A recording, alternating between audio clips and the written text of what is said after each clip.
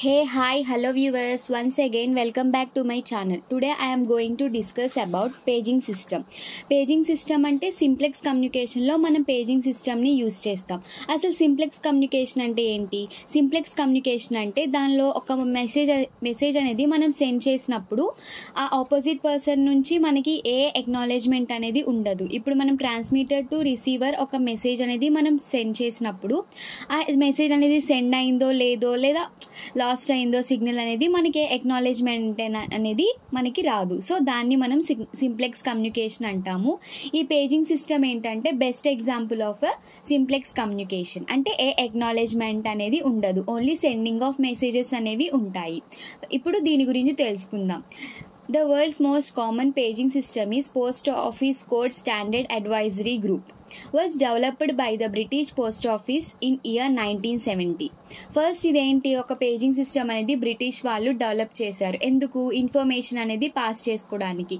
Pass చేసిన information అనేది send అయిందో లేదో అనేది వాళ్ళకి ఎక్నాలెడ్జ్మెంట్ అనేది ఏముండదు. But they introduce the POCSAG అంటే post office code standard advisory గ్రూప్ని వాళ్ళు డెవలప్ చేశారు ఇన్ 1970లో.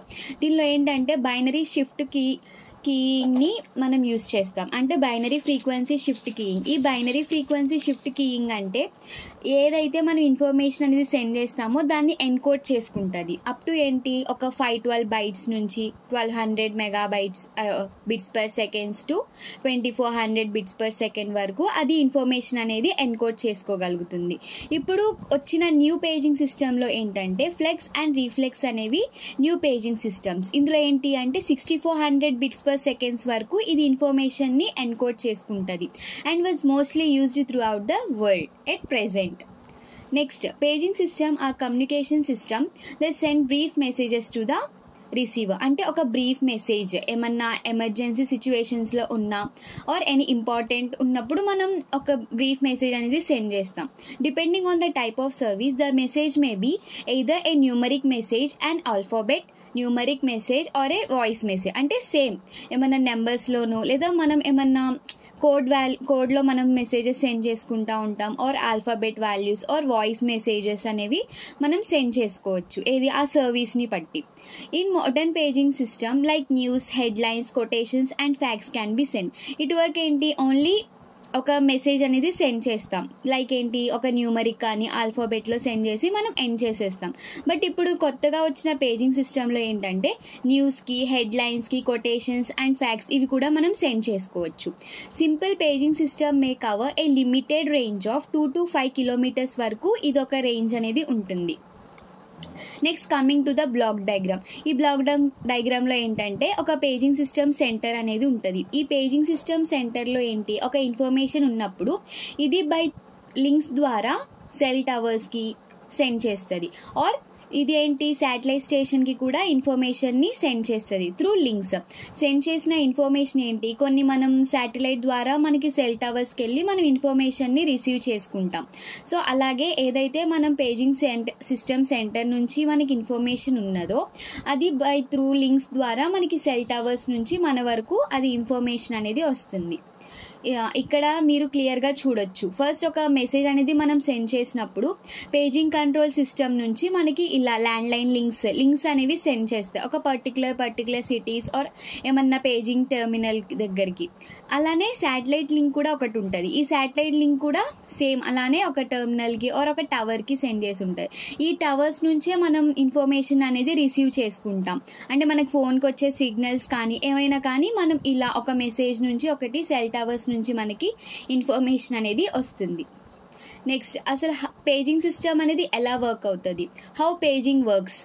ఫస్ట్ వచ్చేసరికి మెసేజ్ జనరేషన్. ఈ మెసేజ్ జనరేషన్ అంటే ఏంటి, the sender creates a message and transmit in to A paging terminal via A telephone or computer. అంటే ఒక మెసేజ్ ఫస్ట్ మనం ఏం సెండ్ చేసుకోవాలో మనం తెలుసుకోవాలి. అంటే సో ఈ మెసేజ్ సెండ్ చేస్తున్నామని చెప్పి మనం టెలిఫోన్ ద్వారా ఆర్ కంప్యూటర్ ద్వారా సెండ్ చేస్తాం. Next, signal transmission. The paging terminal encodes the message and send it to the approximate paging transmitter అంటే మనం సెండ్ చేసిన టెలిఫోన్ నుంచి ఏంటి అది సిగ్నల్ అనేది ఎన్కోడ్ చేసుకొని ట్రాన్స్మిటర్కి పంపిస్తుంది. ఈ ట్రాన్స్మిటర్ నుంచి ఏంటి బ్రాడ్కాస్టింగ్ అంటే the transmitter broadcast the message over a specific radio frequency. ఉన్నదాన్ని ఒక మంచి స్పెసిఫిక్ రేడియో ఫ్రీక్వెన్సీ అంటే మనకి ఇన్ఫర్మేషన్ అనేది కొంచెం క్లారిటీగా ఆర్ ఏ ఇన్ఫర్మేషన్ అనేది లాస్ట్ అవ్వకుండా ఉండడానికి మనం బ్రాడ్కాస్ట్ చేసుకుంటాం. Next reception. The pager turn to the specific frequency receives the signal and decodes the message for the user. ఇదేంటి అంటే ఫైనల్ స్టెప్ అనమాట. ఏదైతే మెసేజ్ జనరేట్ చేసామో అది ఒక టెలిఫోన్ ఆర్ కంప్యూటర్ ద్వారా మనం సెండ్ చేసుకుంటాం. తర్వాత అది ట్రాన్స్మిటర్కి వెళ్తుంది ఎన్కోడ్ అయ్యి. అదేంటి బ్రాడ్కాస్ట్ చేసుకొని ఒక స్పెసిఫిక్ రేడియో ఫ్రీక్వెన్సీకి అది జనరేట్ చేసుకుంటుంది. ఆ జనరేట్ చేసుకున్న సిగ్నల్ అనేది మనకి డీకోడ్ అయ్యి మనకి లాస్ట్ రిసీవర్ దగ్గరికి వెళ్తుంది. సో ఇలా పేజింగ్ అనేది వర్క్ అవుతుంది. బట్ దీనిలో ఏంటి ఆ రిసీవర్ అనేది రిసీవ్ చేసుకున్నారా లేదా మెసేజ్ అనేది మనకి అసలు తెలీదు. Next coming to advantages. దీనిలో అడ్వాంటేజెస్ ఎన్ని ఉన్నాయో డిసడ్వాంటేజెస్ కూడా అన్నీ ఉంటాయి. ఫస్ట్ ఏంటి వైడ్ కవరేజ్ అంటే can reach users over a large Geographic area. All ఏరియాకి మనం ఒక మెసేజ్ని సెండ్ చేస్తాం. ఏముందో ఒక మెసేజ్ పడేస్తే అయిపోతుంది.